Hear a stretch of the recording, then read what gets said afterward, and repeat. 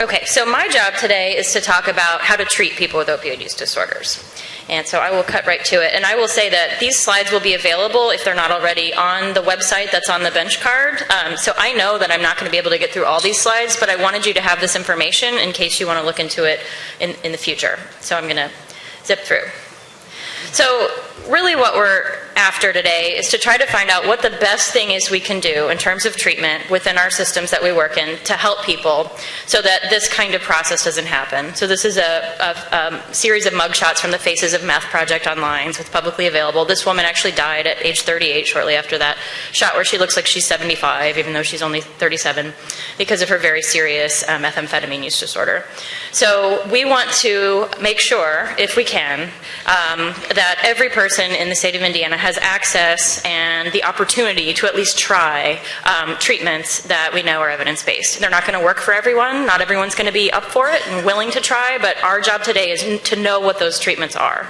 And the reason we're talking today about opioids is because the death rate has just gone up so dramatically, right? So, and you're going to hear a lot more from other speakers later about how many people, where, etc. But I just want to highlight from the New York Times, they had some really great graphics on this, that we weren't having this conference in the 1980s because we were dealing with 7,000 deaths a year. Now we're dealing with 52,000 a year, right? So really huge increases. And with opioids, we are not the first society to deal with opioids, right? So these have been cultivated since 3,400 BC, because people knew that they worked in that motivational circuitry that Dr. Chambers was talking about. Greek gods are pictured with them. Physicians also began using them for anesthesia, centuries ago. And then they were trafficked around the world, right? So drug trafficking is not a new problem. But it was in the 1800s that heroin was developed, right? So 1874. And then it was actually marketed to treat coughs, because it does a great job of treating coughs. So great that, you can't always breathe again. Right, I mean, that is why people die, because it suppresses the respiratory drive, okay? So that's originally where we started seeing it kind of emerge in public culture. And you might be a little confused. Some people are saying opiates, some saying opioids. Really, probably to say opioids is fine, but there is a difference. So opiates are the naturally present, naturally occurring substances in the poppy plant in opium, right? So we find those in morphine, codeine, thebaine, etc. Opioids are manufactured, sometimes purely from scratch, sometimes modifying heroin and other things. So morphine. So heroin comes from morphine, buprenorphine comes from thebaine, and then methadone is purely lab manufactured, purely synthetic, okay? I'm not going to talk about the criteria because Dr. Chambers already did that for a use disorder. But what are we looking for when we see someone using? If you see pupils that look like this, in medicine we call these pinpoint pupils. That is a sign of opioid intoxication. Opioids work great for the short-term treatment of pain. Analgesia, we call that. They result in people who are in the early stages of their use in euphoria. Briefly. They can also result in constipation, sedation, itching red eyes, and then the reason that we're here today is because they decrease respiratory depression, which ultimately leads to death. So if you're seeing those things in your courtroom, you may be dealing with opioids. And the problem, the history behind this is probably a 4-hour discussion we could have about that. But suffice it to say, we had a period of time in the 90s where we went from not very many opioids around, not many opioids prescribed, not very many opioids discussed, just wasn't really a big deal within medical circles, to dramatic increases in availability and access to opioids, driven in part by the idea that pain is the 5th vital sign, that we need to treat pain, just like we're measuring blood pressure and heart rate. The Joint Commission said to hospitals, you guys have to measure pain, you've got to score it down on your medical records, and you've got to make sure these patients' pain is treated. And so what did we see? A flood, an increase in opioids. So a lot of people who have never had access to opioids, who've never seen them before in their lives, got a little taste of it. And sometimes, so I think back to when I fell off my bike in college, because I had one of those fancy bikes where you put your feet in the pedals and you're supposed to just leave them in there and you're really fast. But you have to take your feet out when you get to a stop sign. Well, I didn't do that. Fell over, broke my arm, got an opioid from the ER, and I just fell asleep on the couch. It didn't do anything for me. I thought, why are people taking these things? I don't get it. But my neurobiology, my nucleus accumbens, various parts of my brain did not make me particularly vulnerable, thankfully, to that. But that's not because I'm a good person or I'm particularly special. It's just, I was just lucky, right? But some people will break their arm, fall off their bike, get a taste of an opioid from an ER, which is appropriate because they broke their arm, but that will feel very different to them. They will feel a buzz or a high or, boy, I want more. I'm going to change my motivated behavior to get more of that. And so if we have more of those pills out in the public, you're just going to see more people developing substance use disorders. Those people were vulnerable all along. There just weren't enough opioids, I shouldn't say enough, there weren't as many opioids around to make them have access to develop those use disorders. So that's the story. It's a complicated one. Here's my attempt at artwork. I'm not very good at visual arts. But why heroin? Why are we seeing so many deaths? What's the story here? And so I've told you we've had more access to opioids over the 1990s. We've seen, appropriately, responses within government to shut down pill mills. OxyContin was sort of put away, right? So we're losing access to some of our medications that were preferred by people who were using it. Doctors have really been told, hey guys, stop prescribing and inspect in the state of Indiana before you prescribe to make sure, that's our drug monitoring program, make sure we're not giving these to people who are using. So the supply of opioids from physicians has decreased, right, because of a lot of interventions. And so some very enterprising drug manufacturers, particularly in Mexico, have increased their supply of synthetic heroin, right? So we have synthetically lab-manufactured heroin, mainly in our supply, and the cost has come down as the production methods have become more sophisticated. The purity has increased, and then there have been a number of other things that have been added into the heroin. So there's a special kind of heroin made in one little town in Mexico called black tar heroin that is particularly lethal. So for example, in Philadelphia, lots of black tar heroin, very high rates of death. San Francisco, almost no black tar heroin, much, much better death rates. Okay, so that's one of the problems. We also see fentanyl and carfentanil popping up in our supply laced, right? And we know in Indiana that when we see lots of deaths, we can speculate, there's fentanyl or carfentanil in there. So what are those? So fentanyl is you can go to the ER if you're a cancer patient right now and say, I'm in a lot of pain, someone might slap on a fentanyl patch on your skin. So it's an opioid that is used in medicine, but it's very potent and a little bit can kill you. Carfentanil is actually not intended for use in humans, it's for animals. It's to sedate very large animals or be used in veterinary circles for the treatment of animals. So even tiny little bits of that can be lethal, and I have a picture of that. So why do people die from opioids? The most common thing that we hear about are overdoses, where people are breathing normally, they become sedated by the medication, and then the opioids actually work in the brainstem at the respiratory centers to slow down the breathing rate. So it slows down kind of gradually. The good news there is we can get in there with our overdose reversal agents because people don't die right away. It's not a heart attack like with cocaine where you have 5 seconds. You sometimes have a bit of time. But it slows the breathing rate down until we're talking about, once a minute, and stops. And of course we need oxygen and breathing. So that's why that happens. But people don't just die of overdose, they die of all kinds of medical complications of opioids. So in our ICUs and all around our state, we see people dying of heart failure, young people, because the valves in our heart are very sticky and they like bacteria. And if you're injecting a dirty needle and inserting a lot of bacteria into your system, that goes right to the heart, attacks the valve, which causes it to not work anymore and sets you up for heart failure. So sometimes people are dying kind of slow deaths within hospitals of this. And then we see co-infection with things like HIV and hepatitis C, which obviously can be resulting in death or comorbidity. So, but why are we seeing these spikes? We talked about the fentanyl and the carfentanil. Also, in our state, and I review, every Monday we sit down and we review deaths of people under the age of 45. So this is a very sad day, a very sad time of my week. And we see lots of benzodiazepines, so Xanax, Klonopin, you've heard of these drugs. People in Indiana really like their benzodiazepines. We see lots of them prescribed, and we see alcohol, of course. So the combination of all of these respiratory depressants together all lead to increased risk of death. And then intermittent use, so not having supply, like for example coming out of jail, tolerance is different, then take that can also lead to death. So here's a picture of the lethal dose of potentially of heroin, of fentanyl, and carfentanil. So you can see it doesn't take much fentanyl in there, and it takes almost no carfentanil to be lethal.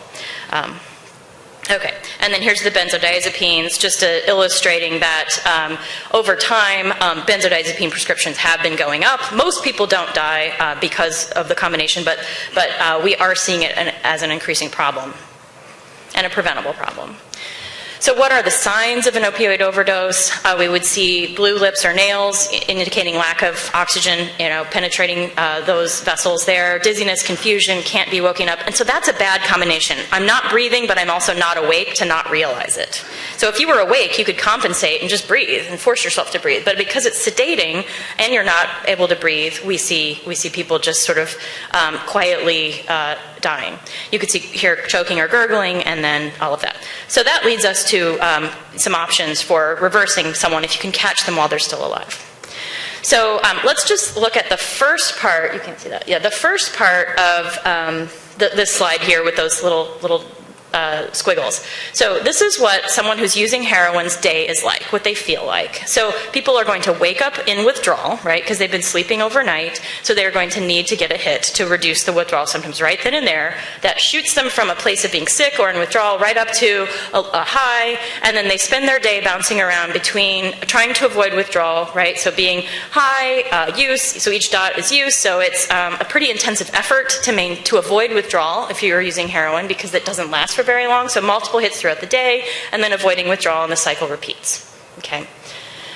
So this next section here, I just want you to have this. I'm going to mention that there are a number of behavioral interventions that are very helpful for the treatment of a variety of substance use disorders, and here's a list of them. I think you should seek out programs and contracts with providers who are using these. These are the ones you want to go for, the rest of my talk is going to be focused on the medication-assisted treatment. So I'm not even going to talk about them, but you're looking for cognitive behavior therapy. This is what that does. Contingency management, a very new and, sorry, it's not even new. It's innovative and exciting, but it's actually not that new.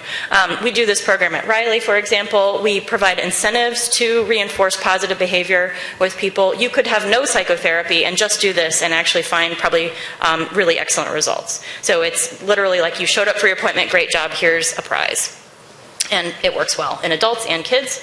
The style of interaction that you want to see with clinicians who are working with folks is called motivational interviewing. It promotes their behavioral change. So if you're a diabetic doctor, or you're a doctor or if you're a personal trainer, you'd want to use these techniques. It tries to just make the person themselves want to change their behavior, and that's what effective psychotherapy will be doing.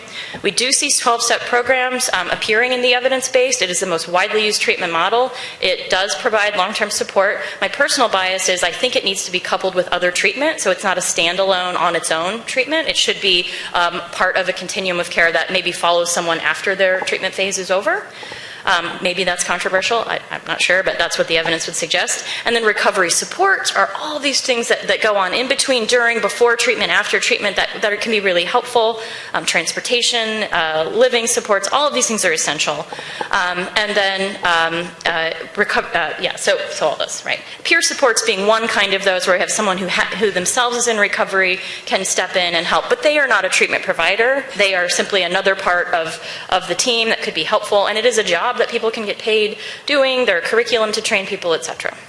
I will just, I'm an adolescent psychiatrist, so I can't help mentioning there are treatment models specifically for adolescents. List them here. They are co-occurring, meaning addressing that mental health and addiction comorbidity that Dr. Chambers talked about. And we, most of the time people with opioid use disorders emerged using nicotine, alcohol, etc., very young in their life. And so we need to address those things aggressively, including cannabis, because that is certainly can lead to other serious problems. There's an online, very excellent module for families to take that sets them up with a behavioral treatment plan online with no therapist, in case you can't find one. We do use medication-assisted treatment carefully in adolescents, but anyway. So now to the heart of the matter, the medication-assisted treatments for opioid use disorders. Technically, just so you know, I think this is personally a little bit confusing, but when we say medication-assisted treatment, we don't just mean medication in our field. We actually mean medication plus all the other psychosocial treatments that we think together. So when we're talking about MAT, we're not just talking about medication. And there are a variety of times within the substance use disorder phase or illness that we can use different medications. So if someone's intoxicated and they have overdosed, we jump in with Narcan or Naloxone, right? That is not the end of the treatment. That is just the beginning to keep them alive, right? Then the issue is they're going to be going into withdrawal. They need detoxification. So one can do that with a variety of different medications, including some of the others that we use for maintenance.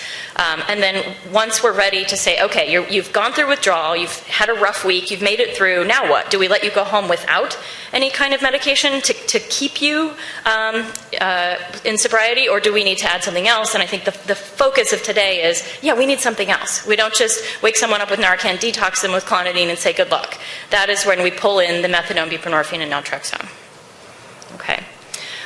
So that is the relapse prevention, and then sometimes we also use other medications in the moment, in the emergency room, for example, if someone's acutely agitated. So you can see there's a ton of medications. I could probably list 10 different ones that are somehow involved in the process, but the focus, I think, of today is, what about that maintenance? What about after they've made it through detox and now the rest of their life is ahead of them? What do we do?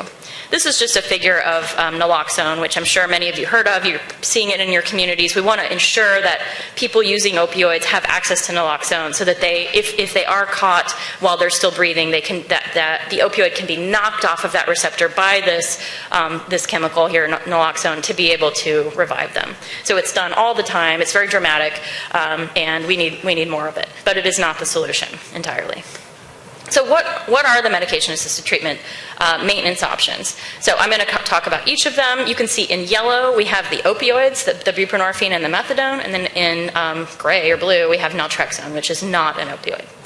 And so in psychiatry and pharmacology, we use these terms agonist, antagonist, and that's a little confusing if you haven't been through a lot of science courses. But agonist means it's activating that receptor that already exists in the brain in the same way that natural chemicals would activate it to feel good, right? When he talked about Andrew Luck coming on the field, all of our nucleus, well, not all of us, I'm not that into it, but everyone else is.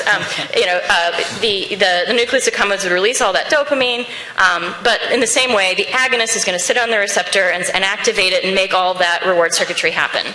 And an antagonist is going to sit on a receptor and not activate it, but block anything else from coming onto the receptor.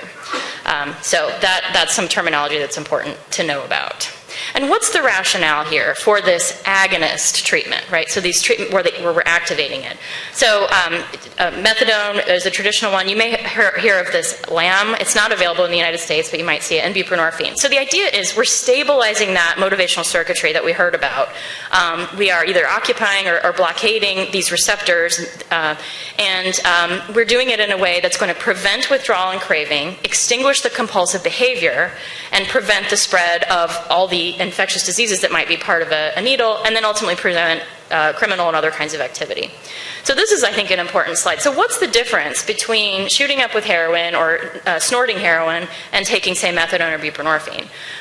Heroin is typically administered intravenously or inhaled because it gets to the brain quickly, and that's how you get high. It's hard to get high from taking a pill that slowly makes its way into your system. It just doesn't work well. So heroin users most often inject or use intravenously, which means they get an immediate onset, it gets to the brain quickly, and then a fairly quick duration of use. So they're only going to avoid the withdrawal for a few hours, and they're going to get a real buzz from using, initially especially. That reward circuitry eventually gets kind of tired, and you don't hear much about a buzz from folks who've been using for many years. They're just avoiding withdrawal. But whereas methadone or buprenorphine, taken orally or sublingually, meaning under your tongue, it takes a little while for it to kick in, about 30 minutes. It's going to last for the whole day, even longer in many cases. So we're not seeing any euphoria. We're just talking about taking a medication by mouth once a day. And so think about that other graph I showed you a minute ago where you wake up, you inject, you take, back and forth, taking heroin all day. in the case of a person who had a opioid use disorder but has been now stabilized by an agonist treatment like methadone or buprenorphine, we will find that they are in the wake up, not in withdrawal. They take their dose. It lasts all day. They're not jumping between high and sick or withdrawal. They're in the healthy, functional, feeling good phase. Not feeling high, just feeling able to go to work, able to parent, able to do all the things that we need to do as people. And so that is the goal of that treatment. So methadone is one option. I'll skip through this. You can read the history. But we're trying to avoid the negative consequences of illicit opioid misuse, right? So we take it once a day. You should be seeing doses in the around 80 to 100 milligrams for people who are really in active treatment. But many people will start to taper off and have lower doses over time. When properly managed, there is a huge amount of data and research suggesting that we find reduced death rate, reduced involvement in crime, reduced spread of infectious diseases, etc. So if used correctly, we do not see any kind of high, any kind of buzz, and very, very few side effects. So does it work? Yeah, absolutely. We don't really need to spend any more money researching whether methadone works. We've had 11 clinical trials, if not more, that was from 2009, saying that it's absolutely more effective in keeping people alive, keeping them healthy than not using it. So here is an illustration of a study that I think just highlights why it works. So this is a study from the 1980s, not new, from Sweden, where a bunch of people were enrolled in a clinical trial for methadone. And so each of these little circles represents a person who's using heroin. And some of them were randomized to the methadone group. Others were just said, hey, go to therapy, but you're not getting any kind of medication. The methadone group also got therapy. And so there we are at point 1. After 2 years, we look. So what this means here with the circles with no H in it, those folks are not using heroin anymore. The P means prison. So one of those methadone folks is in prison, and a few of them are still using heroin, right? So it's not perfect. It's not 100% effective, but the reduction in heroin use is pretty dramatic after 2 years. Let's look at the no methadone group here on the other side, on your right. We see one person has successfully stopped using heroin, a couple in prison, but still using, and then the black circles here are death. So people are starting to die, and people are starting to get sick in the no methadone group. Okay, sepsis, endocarditis, that heart complication that I mentioned. After 5 years, it became unethical to block people from getting the heroin any longer because it became clear that it was so effective. So, the methadone, I'm sorry. So methadone was offered, methadone was offered to the folks who hadn't had that. And you can see that once they were offered methadone, the percentage of people who were free from heroin increased quite dramatically. And you can see of those who never took methadone, most of them died. A few ended up in prison. Only one of those people from that original group was not using heroin anymore and wasn't in prison and didn't have serious medical complications. So what that tells us is the odds are really stacked against you if you're using heroin or other opioid in a serious way without something like methadone or buprenorphine. You can try it, people do, but the odds are really not in your favor of ever, for a long period of time, staying out of prison, staying healthy, and not using, and frankly not dying. Okay, so a myth is that there isn't any proof that medication-assisted treatment is better than abstinence, and that is very false. In fact, medication-assisted treatment is evidenced by many, many, many clinical trials that are old. I mean, the 1970s, 80s, 2000s. We don't need to do them again, and is the recommended course of treatment. All the national healthcare organizations, National Institute of Drug Abuse, SAMHSA, etc., are recommend it. And this is another way to think about that point, is if your odds of relapsing, if you're not offered medication-assisted treatment, get close to 80 to 90%. So if we're not offering this treatment to people, their odds of relapse are incredibly high. So if I were an oncologist who treated cancer patients, it would be like saying, well, we could try to treat your cancer without chemotherapy. We know your death rate's going to be around 80%. So what do you think? And to me, it's unbelievable that we still don't offer this treatment to everybody. I mean, it's as though we're withholding chemotherapy from cancer patients. Because, I mean, it works really well. We know the mortality rate of injection drug use is so high. Why don't we see it everywhere? And when I look at those death the records from the people who die, I see it all the time that they've never been offered that treatment, whether it's through the court system or through the medical system. It's just something that our state needs to come to terms with. It's an effective evidence-based treatment. Why aren't we doing it? It saved lives. So what about this question of short term? Should we allow people to have methadone or buprenorphine for a little bit and then let them go off?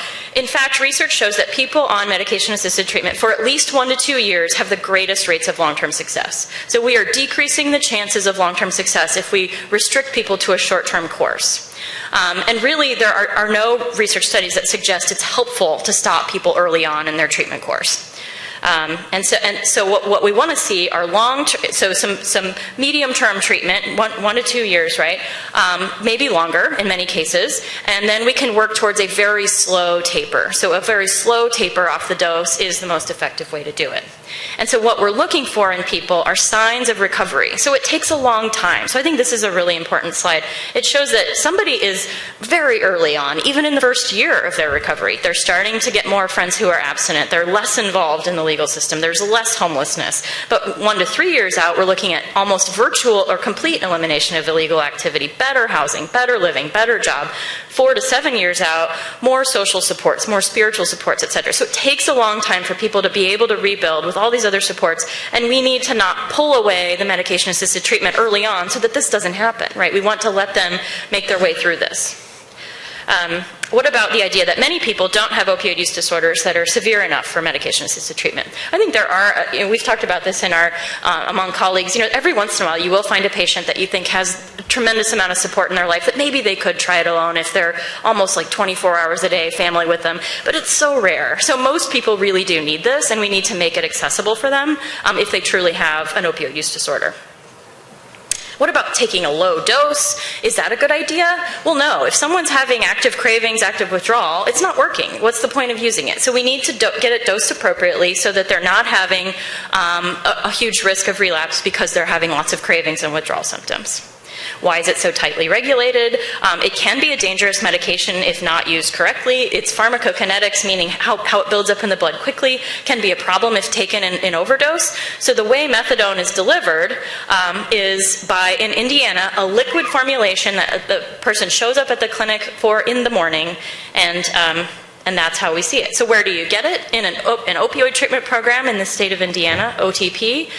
You can also get a prescription for methadone for pain. So this is where it gets confusing. So we're talking about a liquid being prescribed in a special clinic that's got all kinds of regulations around it, compared to any of us doctors could write a script for methadone, go to CVS, pick it up. That is for pain. It is illegal, according to the DEA, to write prescriptions for methadone outside of a methadone clinic. So if you're hearing about methadone pills, those are not coming from an OTP in the state of Indiana. These are the only source of methadone for methadone maintenance.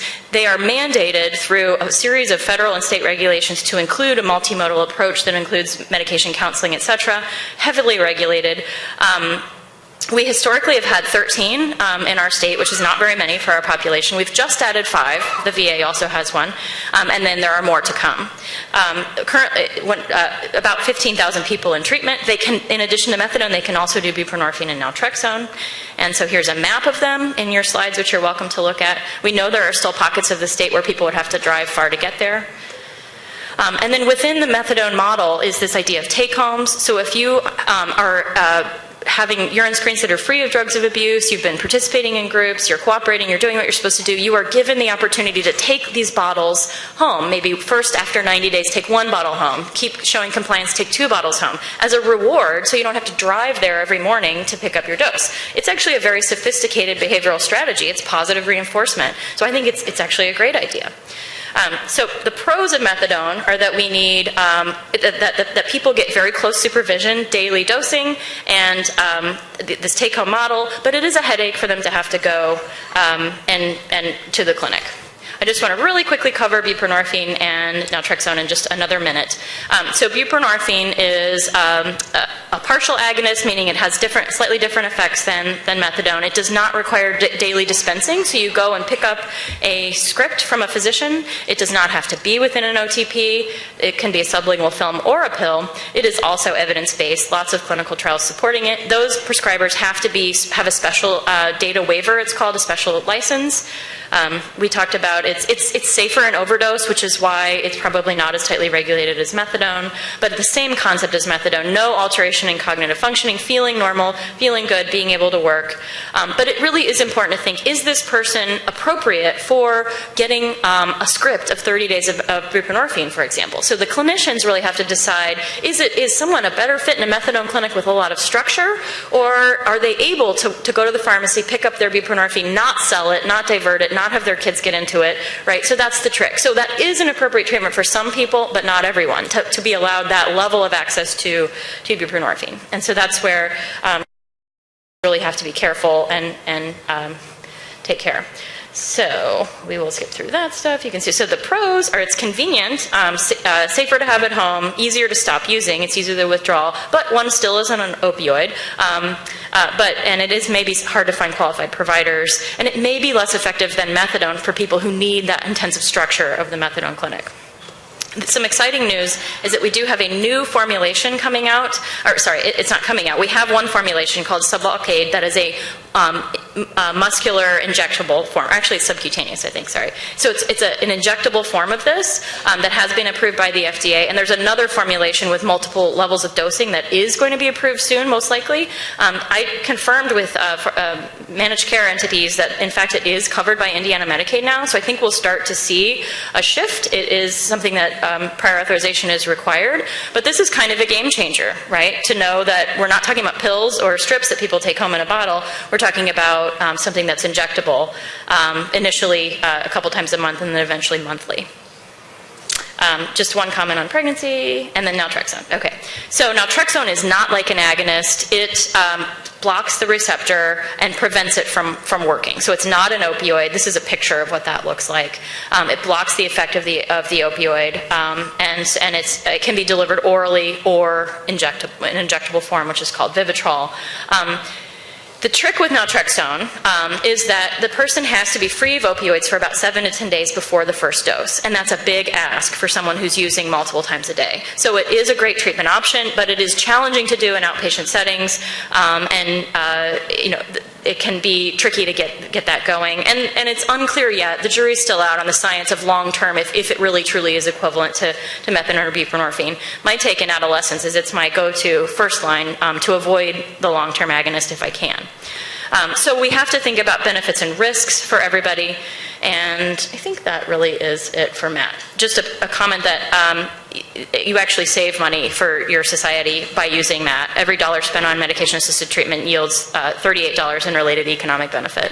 Finally, just wanting to point out that we do have medication-assisted treatment for other substance use disorders. So alcohol has a lot of evidence for a number of different agents here, which I've listed. Nicotine, a lot of great evidence. We're still in the early science days for methamphetamine and cocaine, but there are some clinical trials coming out, and I've listed some of the medications that have been helpful.